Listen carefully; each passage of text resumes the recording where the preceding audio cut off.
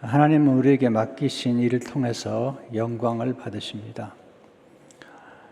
예수님은 아버지께서 맡기신 일을 통해서 영광을 돌리셨습니다.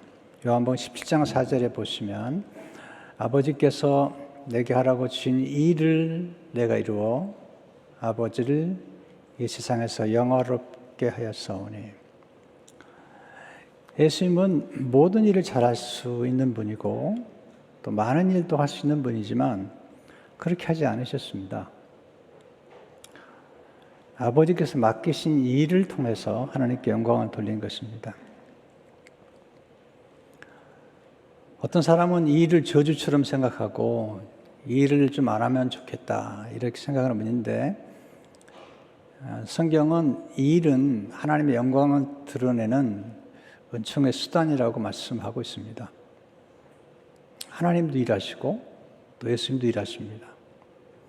요한복음 5장 17절을 보게 되면 예수께서 그들에게 이르시되 내 아버지께서 이제까지 일하시니 나도 일한다.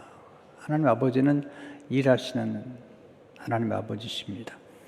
하나님께서 크게 두 가지 일을 하셨는데, 하나는 창조의 일을 하시고 구속의 일을 하셨습니다.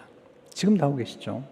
에레미야 33장 2절을 보게 되면 이를 행하시는 여호와, 그것을 만들어 성취하시는 여호와, 그 이름을 여호와라 하는 이가 이와 같이 이르시되, 일을 행하시고 또 일을 만들어 성취하시는 분이 하나님이십니다. 일꾼에게 중요한 것은 이 일을 잘하는 것입니다. 일을 열심히 하는 것도 중요하지만 더욱 중요한 것은 지혜롭게 하는 것입니다.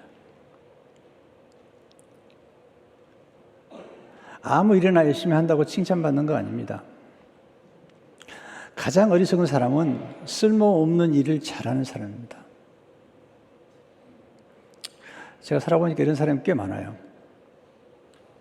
지혜란 맡겨진 일을 잘하는 것입니다. 가장 지혜로운 일은 맡겨진 일에 능숙하게 하는 것입니다. 오늘 본문에 보시면 잠언 22장 29절을 보시면 내가 자기 일에 능숙한 사람을 보았느냐. 이러한 사람은 왕 앞에 설 것이요 천한 자 앞에 서지 아니하리라. 이 말씀 한 절이지만 굉장한 깊은 진리를 담고 있습니다. 잘 묵상하면 무궁무궁한 적용이 가능한 것입니다. 지혜라는 것은 원리만 적용해 주지, 원리를 적용하는 것은 우리가 해야 되는 일입니다. 하나님은 씨앗을 주시지 열매를 주는 분이 아닙니다. 하나님은 씨앗을 주시고 우리가 그 씨앗을 심어 열매를 맺게 하십니다.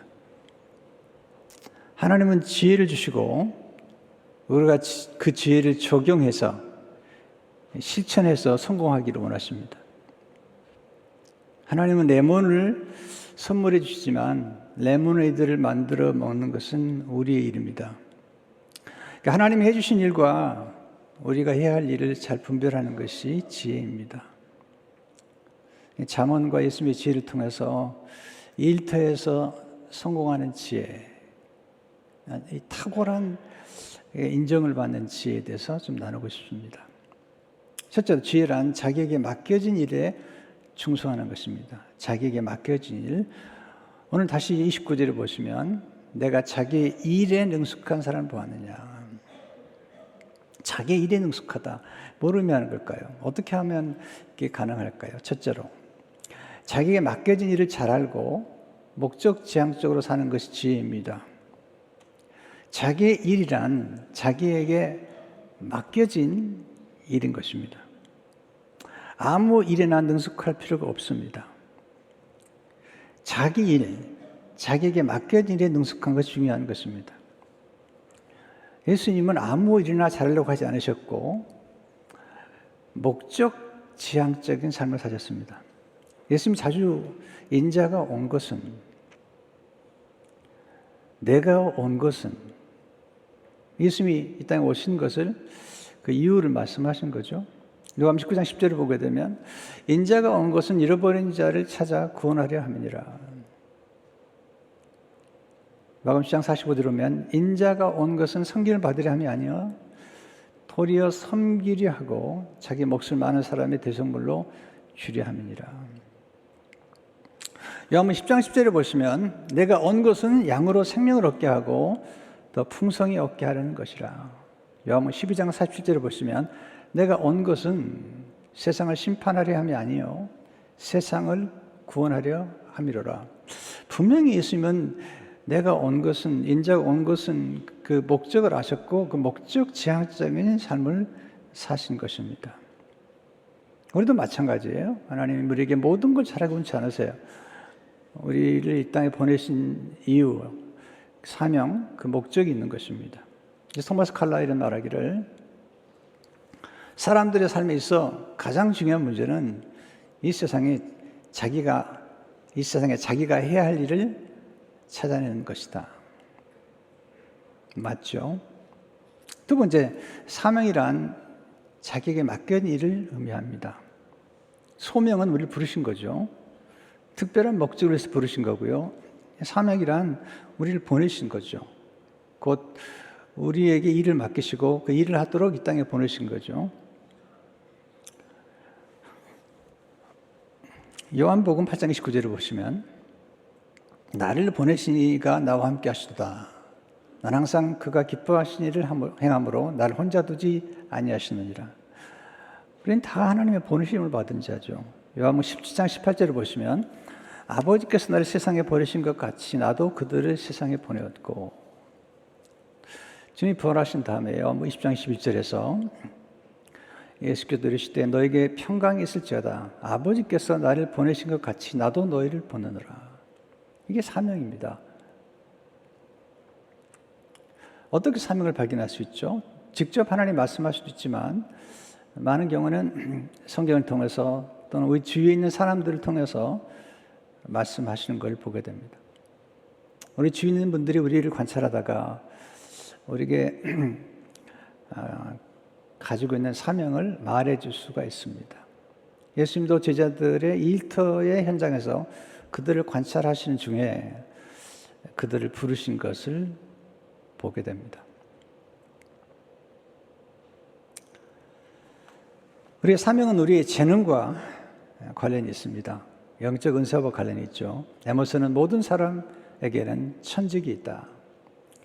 천직을 갖는 데 가장 중요한 역할을 하는 것이 재능이고 재능은 곧 사명이다. 어떻게 재능을 알 수 있죠? 재능은 우리가 잘하는 거예요. 잘 배우고 또 빨리 배우는 거예요. 또 계속 배우는 거예요. 재능은 우리가 열정을 가지고 있는 것, 또 좋은 결과를 만들어내는 것, 우리의 관심, 세상의 필요를 내가 채우고 싶은 어떤 것. 아리스토텔레스는 말하기를 당신의 재능과 세상의 필요가 교차하는 그곳에 당신의 사명이 있다. 하나님 우리 각 사람에게 놀라운 재능을 주셨어요. 이 재능을 발견하셔야 됩니다. 다른 사람이 가진 재능을 부러워하지 마세요. 이게 우리가 자신이 가진 재능을 발견하지 못하는 가장 슬픈 이야기예요. 다른 사람이 가진 재능을 부러워하다가 자기에게 주신 재능을 발견하지 못해요. 자신에게 주어진 재능을 발견하지 못하고 죽는 걸 부끄럽게 생각해야 됩니다.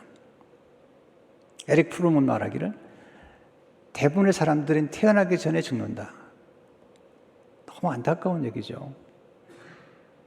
여러 가지 의미가 있겠죠. 태어나기 전에 죽는다. 자신이 가진 재능이나 은사를 발견하지 못하고 그걸 개발하지 못한 채 죽는 것입니다. 사명은 우리의 기질과 성향, 또 우리 안에 있는 거룩한 부담감, 우리 안에 있는 열정, 관심, 강점, 우리가 만드는 성과와 관련이 있는 것입니다. 저는 목회자가 될 거라고 생각하지 못했습니다. 근데 저를 관찰하셨던 목사님이 우리 강주민 학생은 목회자의 부르심이 있어요. 잘 몰랐죠. 근데 그렇게 말씀해 주시고 그걸 놓고 계속 기도하는 가운데 죄송합니다. 기도하는 가운데 제가 가진 부르심이, 제게 주신 부르심이 목회자라는 것을 알게 됐습니다. 더더욱 알게 된 것은 뭐냐면 그 당시에 이제 설교하러 오시는 많은 목사님들을 설교를 들으면서 너무 설교가 은혜가 되는 거예요. 그건 너무 놀라운 거예요. 목사님들이 강단에 서가지고 한 문장 얘기하고 그 다음에 또 다른 문장을 얘기하고 또 다른 문장을 얘기하는데 원고를 안 보시는 거예요. 그리고 어떨 때는 칠판 하나 놓고 2시간 동안 이렇게 성경도 하시는데 원고를 하나 보지 않고 계속 하시는 거죠. 저게 뭘지 너무 관심을 많이 가졌어요. 그래서 고3 때 공부는 안 하고 부흥회만 다녔습니다. 이렇게 너무 좋아서 너무 놀라워서 지금도 저는 설교를 일주일에 3편 이상 듣습니다. 너무 좋습니다. 네. 관심이 많습니다. 또 영성에 관심이 많고 또 재능을 개발하는 이런 리더십 내 관심이 아주 많습니다. 점점 제게 주어진 어떤 성과를 발견하게 되었고 또 주위 사람들의 인정을 받게 되었습니다. 세 번째 지혜란 맡겨진 일에 충성하는 것입니다. 굉장히 중요한 겁니다. 지혜란 자신이 원하는 일보다 자신에게 맡겨진 일에 충성하는 것입니다. 지혜란 자신이 좋아하는 일보다 자신이 마땅히 해야 할 일에 충성하는 것입니다. 세상은 당신이 좋아하는 일을 찾으라고 그러지만 하나님은 그렇게 말씀하지 않으세요. 하나님은 좋아하는 일보다는 맡겨진 일에 마땅히 해야 할 일에 충성하라는 겁니다. 그리고 맡겨진 일을 사랑하는 법을 배우라는 것입니다. 하나님이 보시는 건 먼저 태도를 보시죠. 탁월함에 이르는 길은 먼저 맡겨진 일에 사랑하는 법을 터득하는 것입니다. 하나님이 머물게 한 곳에서 최선을 다하십시오. 우리는 자신이 머무는 곳에 별로 만족하지 않아요. 어떤 분들은 다른 교회, 다른 세계, 다른 세상 자꾸 이러는데 또 일을 하실 때도 어떤 다른 부서, 우선 내게 맡겨진 일, 제가 머물게 한 곳에 최선을 다하는 게 중요하죠. 자신에게 머물게 한 곳에서 맡겨진 일에 최선을 다하십시오. 이게 중요한 원리예요. 머물게 한 곳에서 맡겨진 일에 최선을 다하십시오. 그러면 그 다음 단계로 가는 거예요. 한 곳에 계속 머무는 건 아니에요. 또 한 가지만 하는 건 아니잖아요. 자신이 좋아하는 일보다는 자신에게 맡겨진 일에 충성하는 것. 이게 이제 하나님 기뻐하시는 거죠. 고린도 4장 2절을 보면 그리고 맡은 자들에게 구할 것은 충성이니라. 제디 그리어 목사님은 성공과 실패는 주인의 언어다. 청지기의 관심사는 바로 충성이다. 우리 모두 청지기예요. 하나님 우리에게 모두 맡기시는 거예요. 우리의 관심은 충성인 거죠. 성공과 실패에 대해서 언급하는 것은 주인이 하는 일이고 또 하나님은 성공과 실패보다는 충성에 관심이 많은 분이세요. 태도에 관심이 많은 분이죠.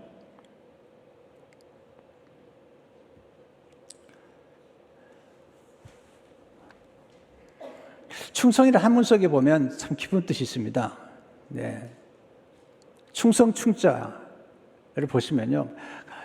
가운데 중에 마음심이 들어있고 정성 성자에 보면 말씀은 변해 이룰성이 있습니다. 충성이란 마음 중심에 말씀을 품고 그 말씀을 성취하는 것. 굉장히 좋은 뜻이 가지고 있습니다. 예수님은 지혜와 함께 충성을 겸비한 종을 칭찬하십니다. 충성과 지혜를 겸비한 종. 마태복음 4장 45절에서 17절에 보면 충성되고 지혜 있는 종이 되어 주인에게 그 집 사람들을 맡아 때를 따라 양식을 나눠줄 자가 누구냐? 주인이 올 때 그 종이 이렇게 하는 것을 보면 그 종이 복이 있으려다. 내가 진실로 너에게 이르노니 주인이 그의 모든 소유를 그에게 맡기리라. 네 번째, 지혜란 작은 일에 충성하는 것입니다. 천국의 비밀은 작은 것 속에 담겨 있습니다. 많은 분들이 이걸 몰라요. 이걸 놓치고 있어요. 처음부터 좀 큰 일을, 위대한 일을, 대단한 일을 생각하는데 하나님의 나라의 원리는 절대로 그렇지 않아요. 맡겨진 일, 작은 일에 충성하는 것. 내 것이 아닌데 맡겨진 일에 충성하는 것. 이게 굉장히 중요한 것이죠. 달란트 비율 아시잖아요. 각각 1달란트, 2달란트, 5달란트를 그들의 능력에 따라서, 카포시티, 그들의 재능에 따라서 맡기시는데 2달란트, 5을 받은 사람들은 똑같이 남기잖아요. 칭찬한 걸 들어보세요. 마태복음 25장 20보면 그 중에 이르되 잘해도 착하고 충성된 종아. 이 성품이 중요해요. 착하고 충성된 종아. 내가 적은 일에 충성하심에 내가 많은 것을 내게 맡기리니 내 주인의 즐거움에 참여할지도 하고. 그러니까 성품이 좋으면 적은 일에 충성하다 보면 더 많은 것을 맡게 되는 거죠. 점점 탁월해지는 거죠. 1달란트 받은 사람은 감추어뒀습니다. 아마 기분 나빴던 것 같아요. 2달란트 받은 사람과 2달란트 받으면서 자기는 1달란트 준 거에 대해서 굉장히 불만이 있었던 것 같아요. 그래서 마태복음 15장 26절에 보면 예수님께서 책망하세요. 그냥 묻어뒀거든요. 재능을 묻어뒀거든요. 그 주인이 대답하려되 악하고 게으른 종아, 나는 심지 않은 데서 거두고 해치지 않은 데서 모으는 줄로 내가 알았느냐. 그러면 내가 마땅히 내 돈을 출인한 자들에게 맡겼다가 내가 돌아와서 내 원금과 이자를 받게 하실 것이니라 하고. 아니 왜 이걸 땅에 묻어주냐는 거예요. 은행이라도 맡겨서 이자라도 받게 만들어야지. 책망하시면서 1달란트 받은 자의 것을 빼앗아 가지고 10달란트 받은 자에게 주면서 이렇게 말씀하시죠. 마태복음 25장 28절 보면 그게 그 1달란트를 빼앗아 10달란트 가진 자에게 주라. 무릇 있는 자는 받아 풍족하게 되고 없는 자는 그 있는 것까지 빼앗기리라. 그리고 이 1달란트 받은 사람 종에게 무서운 얘기를 하시죠. 참 무서운 얘기예요. 이건 구원에 관한 얘기는 아닌데 청지기에 관한 얘기인데요. 무서운 얘기죠. 마태복음 25장 30절에 보면 이 무익한 종을 바깥 오던 대로 내쫓으라. 슬피 울며 이를 가리라 하니라. 주님 이런 표현 잘 안 쓰시는데요. 무익한 종, 쓸모없다는 거예요. 왜냐하면 악하고 게으르기 때문에. 주인을 몰라요. 하나님 어떤 분이 몰라요. 심지 않은데 거두다녀요. 하나님은 그런 분이에요. 하나님은 농작의 법칙을 가장 중요하게 생각해요. 심고 가꾸고 기다리고 그 열매를 맺는 걸 추수하는 것. 그 추수한 걸 다시 심고, 이거 하나님 원하시는 거잖아요. 얼마 전에 영인제일교회 임병선 목사님을 만났습니다. 지금 영인 지역에서 가장 부흥하는 교회고 가장 놀라운 교회. 제가 정말 배우고 싶은 교회 중 하나예요. 제가 내년에 한국 방문할 기회가 있는데 제가 가서 배우기로 했습니다. 근데 이분과 만나서 대화하는 중에 참 많은 걸 배웠어요. 많은 걸 생각했어요. 정말 놀라운 분이다. 놀라운 분이다. 근데 이분이 저한테 목사님 제가 관심을 갖는 것은 1달란트, 5달란트가 아니라 2달란트 받은 사람입니다. 이 2달란트 받은 사람은 2번이나 상처를 받았습니다. 아마 상처를 받았을 가능성이 있습니다. 왜냐하면 처음에 1달란트, 2달란트를 나눠줄 때 본인은 2달란트 받은 거예요. 물론 1달란트 받은 사람보다는 많지만 5달란트 받은 데 비하면 2달란트밖에 받지 않은 거죠. 그때 아마 상처를 받을 수 있습니다. 근데 그는 불평하지 않았습니다. 그는 열심히 일했고 남겼습니다. 두 번째는 나중에 주인이 왔을 때 1달란트 받은 사람 걸 빼앗아 가지고 10달란트 받은 사람에게 주었습니다. 자기는 4달란트 받았으면 자기에게 주면 좋을 텐데 그 많은 사람에게 줬다는 거죠. 근데 2달란트 받은 사람은 불평하지 않았습니다. 저 사람은 능력이 많기 때문에 더 많은 일을 감당해야 돼 라고 생각하면서 불평하지 않았다는 겁니다. 그러면서 교회는 1달란트 받은 사람이나 5달란트 받은 사람보다는 2달란트 받은 사람, 자기에게 맡겨진 일에 최선을 다하고 거기에 충성을 다할 뿐만 아니라 거기에 만족하고 감사할 수 있는 사람이 필요하다는 거죠. 놀라운 통찰이었습니다.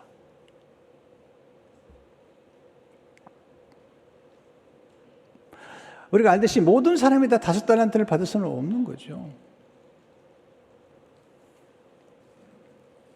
두 번째 지혜란 맡겨진 일을 능숙하게 행하는 것입니다.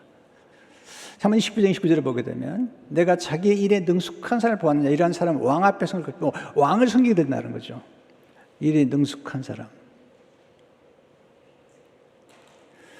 자기 일에 능숙한 사람이 지혜로운 사람이죠. 왕이 맡긴 일을 감당하기 때문에. 여러분, 재능을 발견하는 것만으로 부족해요. 그 재능을 개발하고 그 재능에 능숙해져야 됩니다. 이 경지를 내면 엄청난 훈련을 해야 돼요.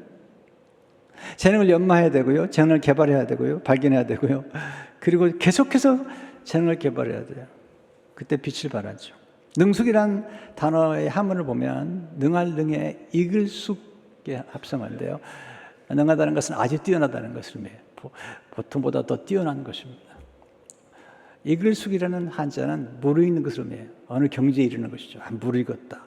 능숙함이란 어떤 경지에 이르는 것이죠. 자신의 분야를 통달하는 것을 의미해요. 그 솜씨가 공교한 것. 공교한 것. 능숙하다는 것은 전문적인 지식과 정보와 기술을 갖춘 것을 의미하죠. 기술까지 갖춰야 돼.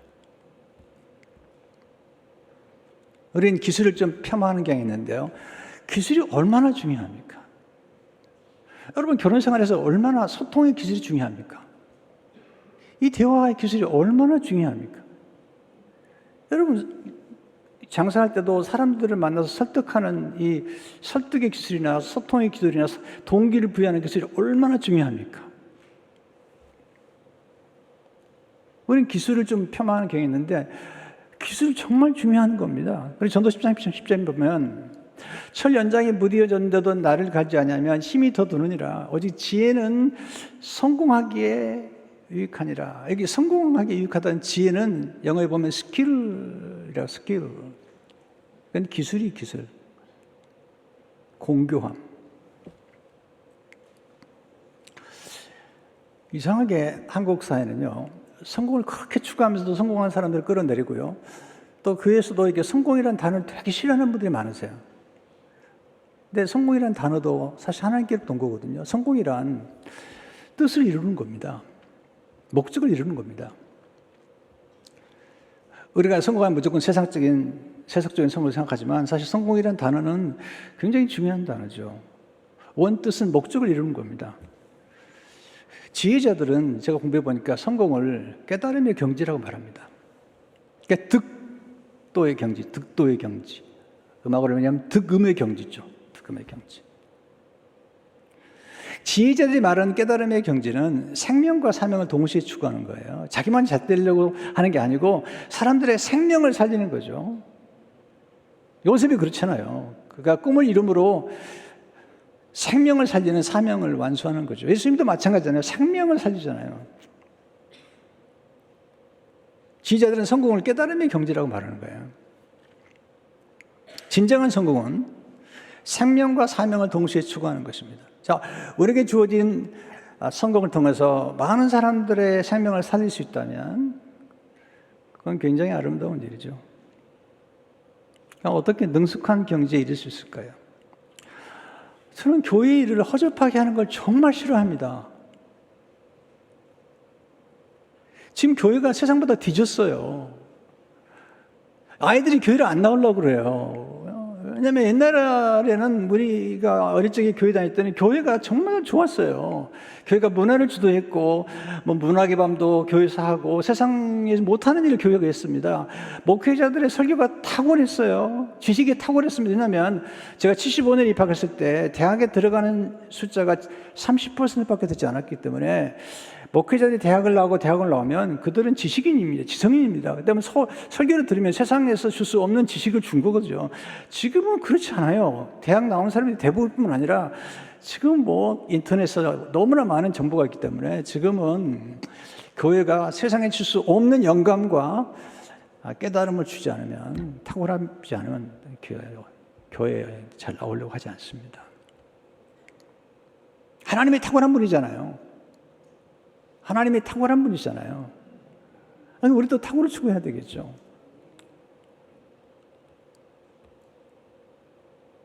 교회 일이니까 대충 해도 된다. 그런 얘기 하지 마시라고요.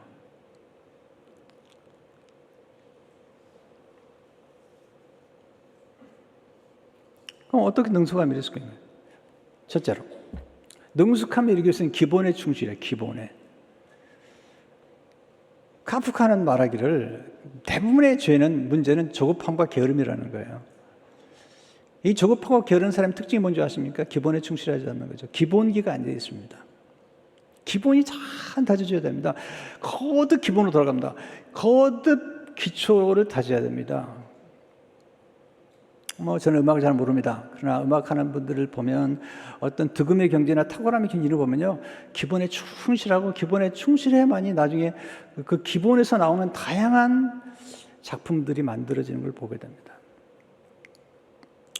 저는 목회자들을 제가 설교 때마다 늘 부탁하는 게, 설교를 잘하려고 하지 마십시오. 설교를 바르게 하십시오. 너무 못을 내지 마십시오. 설교는 하나님의 말씀이고 양식입니다. 본문이 뭘 말하려고 하는지, 하나님이 뭘 말하려고 하는지 거기에 집중하십시오. 이걸 제가 강조합니다.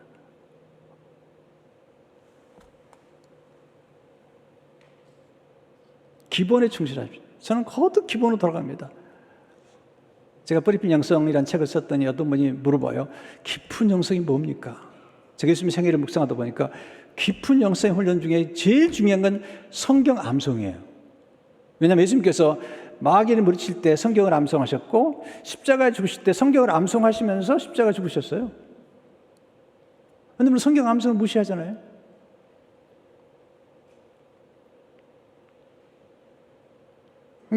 우리가 정말 기본으로 거듭 돌아가지 않으면 우리가 계속 발전할 수가 없습니다. 두 번째, 능숙함에 이르기 위해서는 먼저 한 분야에 집중할 줄 알아야 됩니다. 많은 걸 잘하려고 하지 마세요. 한 분야에 집중할 줄 알아야 됩니다. 예수님께서 말씀하신 것은 가지치기 원리죠. 요한복음 15장 2절을 보시면, 물은 내게 붙어 있어 열매를 맺지 않는 가지는 아버지께서 그를 제거해 버리시고, 물이 열매를 맺는 가지는 더 열매를 맺게 하려 하여 그것을 깨끗하게 하시니라. 이 집중하는 거죠. 가지치는 거죠. 루벤 브룩스라는 교수님, 제 멘토신데, 그분이 브라질 선교사로 계시다가 탈버슨 학교에 교수로 계셨는데, 그분이 저를 멘토링해 주셨어요. 한번 제가 교수님 찾아가서, 교수님, 제가 여러 가지 길이 있는데 고민이 많습니다. 그랬더니 제가 주셨던 말씀 가운데 한 가지입니다. 가지치기를 하십시오. 집중하십시오. 그래서 저는 집중하기 시작했어요. 목회자의 길을 가기 시작했고, 그리고 저는 설교자이기 때문에 저는 교회를 키우기 전에 떡을 키웠습니다. 이게 떡이 설교거든요. 빨리 교회를 키우려고 생각하지 않았습니다. 내가 전하는 말씀이 떡이 커지면 자연적으로 교회가 성장할 거고 자연적으로 영향을 끼칠 거라는 생각을 한 거죠. 한 분야에 능숙해지면 다른 분야도 능숙해질 가능성이 높습니다. 세 번째, 능숙함에 이르기 위해서는 비싼 값을 지불할 줄 알아야 되죠. 어떤 경기를 하려면 엄청난 대가를 지불해야 됩니다. 다윗은 물맷돌 던지는 능숙했잖아요. 얼마나 연습을 많이 했으면 골리앗을 만났을 때 그냥 한 번에 끝내잖아요. 얼마나 수금을 연습을 많이 했으면 사울에게 들렸던 귀신이 떠날까요? 그건 경제 이런 거죠. 음악이 얼마나 많은 사람의 생명을 치유하는지, 병을 치유하는지 몰라요. 음악도 사람을 살리는 거예요.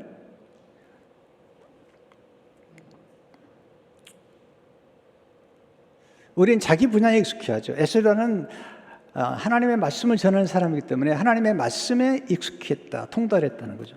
에스라 7장 뒤를 보게 되면, 이 에스라가 바벨론에서 올라왔으니 그는 이스라엘의 하나님 여호와께서 주신 모세 율법에 익숙한 학자로서 그 하나님 여호와의 도우심을 입음으로 왕에게 구하는 것은 다 받은 자이더니, 율법에 익숙했다는 것은 율법에 통달했다는 거예요. 그래서 하나님의 도우심도 받았고 왕에게도 구하는 것은 다 받는 자였다는 것입니다. 저는 이렇게 통달, 어떤 경제 이러는 데 관심이 많은 사람이에요. 역대하 3장 22절을 보게 되면 히스기야는 여호와를 섬기는 일에 통달한 모든 이 사람에게 위로하였더라. 섬기는 통달은 이 사람들이 주로 노래하고 제사장으로 예배를 섬겼던 사람들인데 그들이 섬기는 일에 통달했어요. 하나님을 섬기는 일은 그들이 이루었다는 상을 준 거죠. 세상 사람들도 탁월한 걸 추구하잖아요. 다니엘 7장 4절을 보시면 곧 흠이 없고 아름다우며 모든 재주를 통달하며 지식이 구비하며 학문에 익숙하여 왕궁에 모실 만한 소녀를 데려오게 하였고 그들에게 갈대아 사람의 학문과 방언을 가르치게 하였고. 저는 목회자의 길을 가면서 어떤 분들은 목회자의 길을 가면서 하다가 다 안 되고 다 실패하니까 신학교 갔다 올 때마다 열이 받치는 거예요. 물론 그럴 수 있습니다. 그러나 이 목회자의 길이라는 것은 정말 탁월함을 추구하는 길인데 일찍부터 해도 힘든 거예요.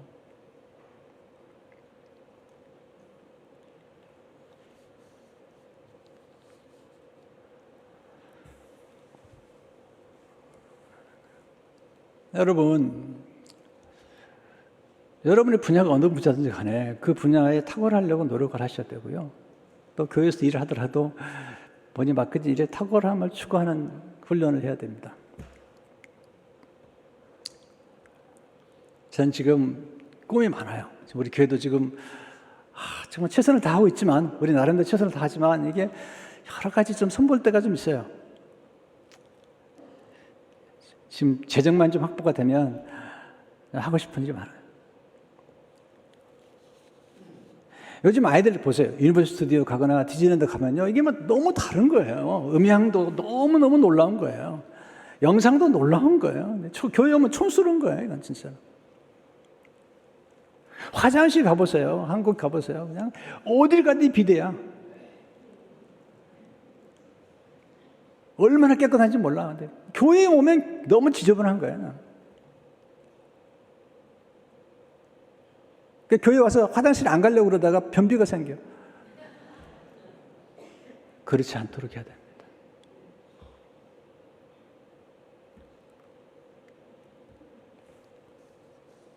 물론 지나치게 교회가 화려하거나 그런 건 반대지만 아이들이 오게 해야 되잖아요. 와야지 애들이 그 다음 세대가 있을 거 아닙니까? 지금 한국교회가 지금 큰일 났습니다. 왜냐하면 이제 벌써 내년 후부터는 이제 그동안 10,000명 선교사가 나갔던 분들이 지금 다 은퇴하게 됩니다. 지금 엄청난 변화가 있는 거예요.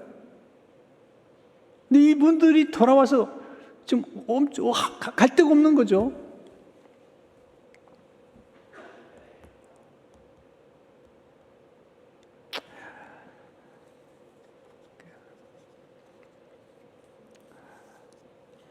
제가 이제 유학을 가니까 사람들이 막 그러는 거예요. 그 당시 전도사인데 전도사님 미국 가서 공부하고 좀 실력 있는 목사가 돼. 실력 있는 목사가 뭐냐는 거예요. 그 말은 뭐냐면 실력 없는 목사도 많다는 거예요. 신자들이 원하는 게 뭐냐면 실력 있는 목사가 좀 나오면 좋겠다는 거예요. 그것이 뭔지는 모르지만 제 나름대로 지금은 감을 잡았지만 저한테 묻지는 마세요. 근데 그런 것 같아요.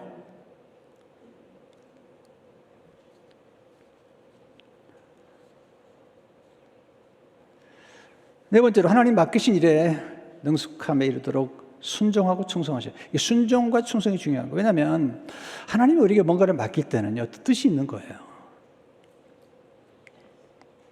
하나님은 우리가 좋아하는 걸 하라는 얘기를 하는 게 아니라 맡긴 일에 충성하라는 거예요. 그리고 맡긴 일을 좋아하라는 거예요.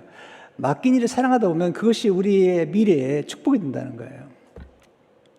요셉 보십시다. 요셉이 아버지 양을 쳤어요. 자기 양이 아니에요. 아버지 양이에요. 다윗도 아버지 양을 쳤어요. 모세도 이드로 양을 쳤어요. 자기 게 아닙니다.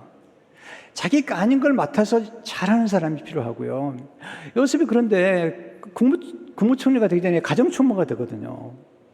근데 가정총무 일 잘했어요. 가정총무 일과 그 다음에 감옥에 들어갔는데 감옥에서 사무 보는 거 하고 국무총리가 하는 일하고 똑같아요. 뭐만 다르냐면 사이즈만 다른 거예요. 양을 목양하는 것, 양에게 먹이고 키우고 양을 지키고 보호하는 것과 백성을 먹이고 키우고 탁월하게 만드는, 이건 똑같은 거예요. 그래서 하나님께서 다윗에게 이스라엘을 맡긴 거죠. 시편 78편 70절 72절을 보세요. 또 그의 종 다윗을 택하실 때 양의 우리에서 치유하시며 전장을 지키는 중에서 그들을 이끌어내서 그의 백성인 야곱 그의 소유인 이스라엘을 기르게 하셨더니 이에 그가 그들을 자기 마음의 완전함으로 기르고, 태도죠. integrity of heart. 그의 손의 능숙함으로 skillful hands, 그들을 지도하였다. 여러분, 탁월한 의사라면, 탁월한 외과 의사라면 손이 스킬풀 해야죠. 연주하는 분들은 손이 중요하잖아요. 네.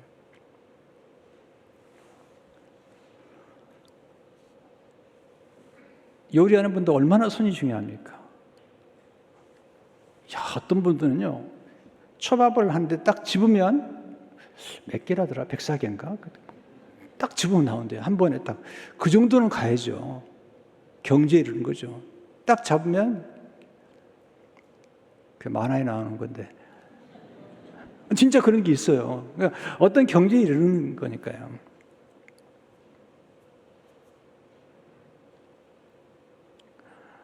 왕 중에 왕이신 하나님께 쓰임받기 위해서 능숙한 일꾼이 되어야 됩니다. 다시 한번 29절을 보세요. 내가 자기 일에 능숙한 사람을 보았느냐. 이런 사람은 왕 앞에 설 것이요.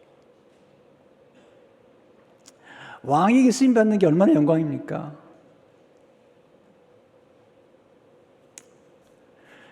가끔 연주하는 분들이요, 연주할 때 내가 누구 앞에서 연주했다고, 유엔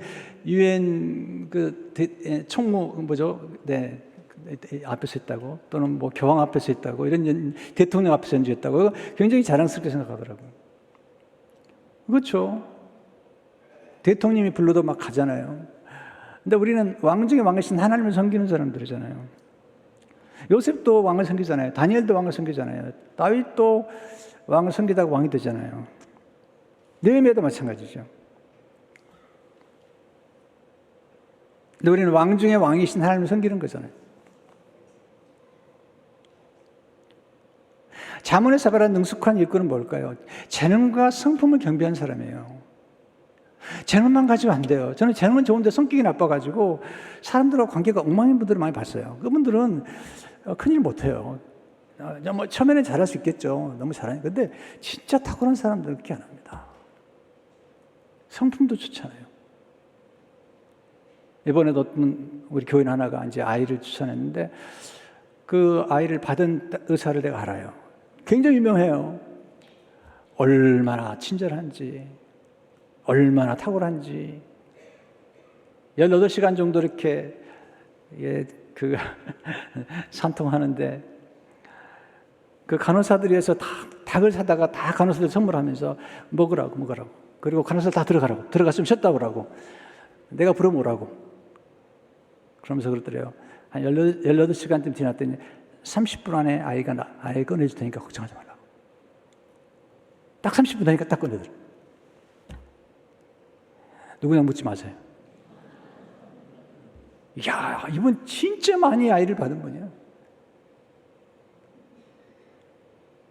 그러니까 경제 이런 거죠. 딱 보면서 앞으로 30분 안에 아이가 나올 거라는 거죠.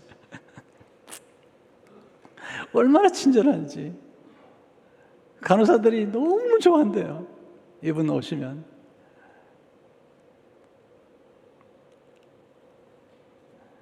자문에서 하나님이 싫어하신 성품들은 뭐죠? 게으름, 나태, 거짓말, 사악함, 간사함, 교만함. 강조하는 게 뭐죠? 정직, 성실, 신실, 근면, 충성. 능숙한 이걸 특징이 뭐죠? 충성이죠. 잠언 20장 보세요. 많은 사람이 각기 자기 인자함을 자랑하나니 충성된 자를 누가 만나주세요. 잠언 20장 13절 보세요. 충성된 사단은 그를 보내니게 마치 추수하는 날의 얼음 냉수 같아서 능히 그 주인의 마음을 시원하게 하느니라. 여러분, 교회는 충성된 일꾼이 필요한 거예요. 정말 제가 목회하다 보니까 어떤 장로님들은요, 목사님을 반대하고 목사님을 괴롭히는 게 자기의 사명이라고 알더라고요. 난 너무 깜짝 놀란 거예요. 자기가 견제해야 될 대상은 목사라는 거예요. 나 어제 밤에도요, 저를 괴롭히는 장로님들 때문에 밤새 악몽을 꿨습니다. 근데 그 악몽 속에 나타난 그 장로님이 어떤 분이냐면, 장로 되기 전에는 천사 같았던 분인데, 장로가 된 다음에 그렇게 괴롭히는 거야, 나를. 우리 교회 말고, 옛날에 있었던 얘기입니다. 그러니까 꿈속에서 이중 충격인 거예요. 왜냐하면, 장로들에게 그렇게 겸손하고 온유하고, 그런 분이 딱 직분 받던 분들은 완전히 바뀐 거죠. 이게 목회자가 직업병입니다. 이건 트라우마야, 트라우마. 우리 교회 장로들은 안 그러세요. 참 다행이에요.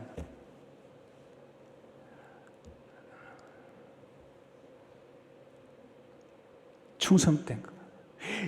예수님이 얼마나 충성되셨어요? 모세가 얼마나 충성됐어요? 히브리 3장 5절을 보세요. 또한 모세는 장래에 말할 것을 증거하기 위해 하나님의 언집에서 사환으로 충성하였고 그리스도는 그의 집 맡은 아들로 충성하였으니 우리가 소망의 담대함과 잘할 것까지 견고히 잡으면 그의 집이라.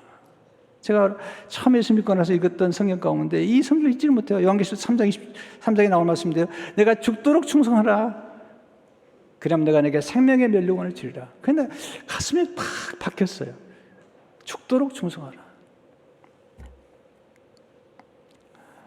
우리에게 좋은 동역자가 필요해요.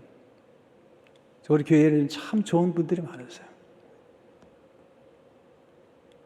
잠언 10장 17절을 보시면 철이 철을 날카롭게 하는 같이 사람이 그의 친구의 얼굴을 빛나게 하느니라. 잠언 13장 20절을 보게 되면 지혜로운 자와 동행하면 지혜롭고 미련한 자와 사귀면 해를 받느니라. 잠언 12장 10절 의인의 열매는 생명나무라 지혜로운 자는 사람은 제 모든 관심은요 사람 얻는 겁니다. 교회에서도 모든 규정을 개정할 때도 어떻게 하든 사람을 놓치지 않으려고 제가 거기에 관심이 많아요. 너무 교회가 사람 많이 잃어버리는 거예요. 능숙한 일꾼은 특별히 교회 안에서 성령의 도우심 없이는요 능숙해지 없습니다. 그런서 2장 10절에 보면 오직 하나님의 성령으로 이것을 우리에게 보이셨으니 성령은 모든 것 곧 하나님의 깊은 것까지도 통달하시니라. 저는 늘 기도합니다. 하나님 성령님 역사해 주십시오. 오늘 또 성령께서 감동해 주셔야지 성도들의 은혜를 받지. 어떤 분은 교회 오면 주무세요. 참. 내가 물어보니까 하나님이 사랑하는 자에게 죽음을 잠을 주신다고 그랬다고 하시는데요. 근데 제가 늘 봐요. 내가 설교하기 전부터 주무신 분은 내 책임이 아닌데 설교한 후로부터 주무셨으면 그건 내 책임이거든요. 생각을 많이 하게 돼요. 충성 일꾼들은 하나님을 의지하는 평생 학습자로 살았어요. 평생 학습자로. 제자를 배우는 사람이에요. 여러분 오늘 좀 이해하고 들으십시오. 한국 교회의 문제는 뭐냐면 중직을 맡으면 그때부터 배우려고 하지 않아요. 변화되지 않아요. 미안합니다. 용서하십시오. 우리 교회 말고 하는 얘기니까요. 장로님이 되면 그 다음부터 교육을 안 받아요. 배우려고 하질 않아요.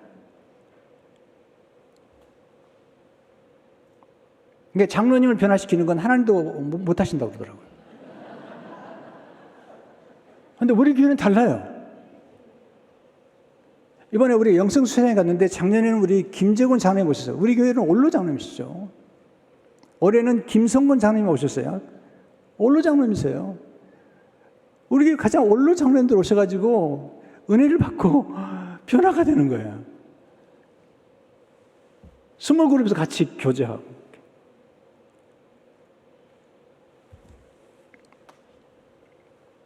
여러분, 배움을 멈추면 성장을 멈추고 영향력을 끼칠 수 없습니다. 꼰대가 되는 겁니다. 자녀 한 주간의 성경을 읽고 책을 얼마나 많이 보는지 몰라요. 왜냐하면 배우지 않으면 자꾸 뒤떨어지는 거예요. 교회가 완전히 노쇠가 되어버리는 거예요. 젊은이들이 안 오는 거예요. 우리 교회 지금 젊은이들이 많이 오잖아요. 젊은 커플들이 많이 오잖아요. 베토벤 아시잖아요. 베토벤의 기도로 말씀 마치고 싶어요. 우리로 하여금 옳은 일을 하게 하옵시고 도달하기 어려운 목표를 향해 힘껏 노력하게 하옵시며 하나님이 우리에게 주신 재능을 최대한 발휘하도록 또 절대 배움을 멈추지 않도록 하옵소서. 감동해. 재능을 최대한 발휘하고 그가 청각을 잃었을 때도 최대한 절대 배움을 멈추지 않도록 하옵소서. 예술가의 고백이죠. 저의 기도도 마찬가지입니다. 하나님 제게 주신 주는 최대한 발휘하도록 그리고 배움을 멈추지 않도록 하나님은 이 일을 통해서 축복하세요. 이 일을 통해 영광을 받으시는 거죠. 이 일은 저주가 아니에요. 이 일은 축복의 통로예요. 하나님의 영광을 돌릴 수 있는 거예요. 우리의 삶의 의미와 우리 삶의 목적과 살아야 될 이유 중에 하나가 일인 거예요. 나이가 들어도 일을 하셔야 돼요. 은퇴한 후에도 의미 있는 일을 하셔야 돼요. 중보기도 하세요. 네. 교회 안에서도 얼마나 일이 많은지 몰라요. 일이 많아요, 교회 안에. 제일 좋은 일은요, 예배 시간에 앉아 계시는 거예요. 여러분, 목회자가 제일 원하는 게 뭔지 아세요? 금요 예배 때 가서 교인들 앉아 있는 거 보면 너무 고맙고 새벽에 고맙고 주일날도 고맙고 그것 자체도 일입니다. 아멘도 안 하십니까?